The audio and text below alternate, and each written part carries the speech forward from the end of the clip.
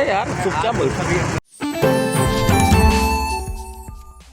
जब देश के प्रधानमंत्री नरेंद्र मोदी ने देशवासियों से तेल और गैस बचाने की अपील की तो उसकी सबसे बड़ी गूंज उत्तर प्रदेश में सुनाई दी है।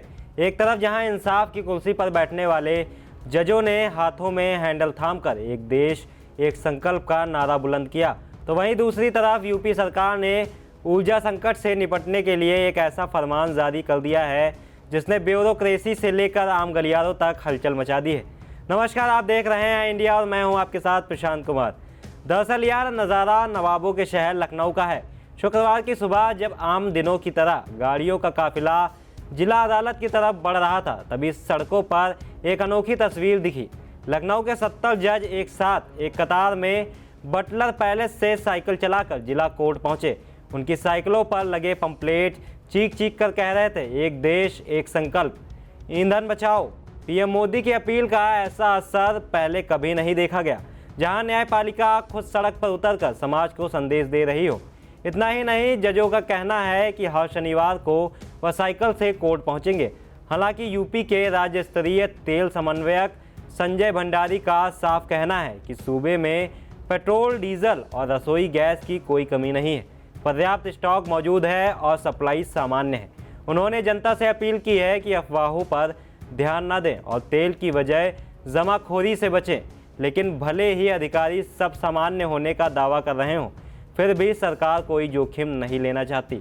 ऊर्जा संकट के इस काले बादल को देखते हुए योगी सरकार ने गुरुवार देर रात एक बेहद कड़ा और बड़ा फैसला लिया है।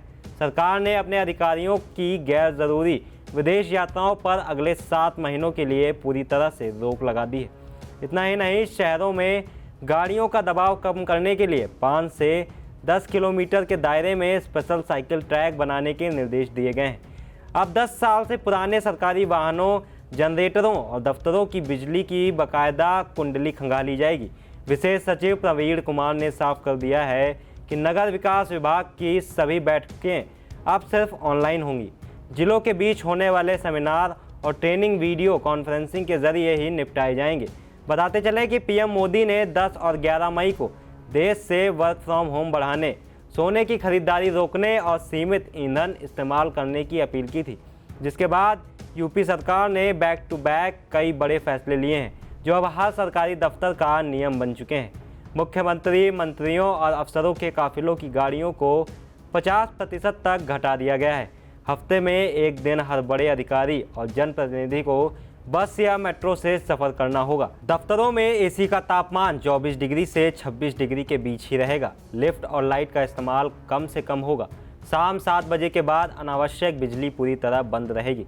नगर निकायों में स्ट्रीट लाइट सिर्फ ज़रूरत के वक्त ही जलेंगे और उनकी जगह अब सोलर और स्मार्ट एलईडी लाइट्स लेंगी।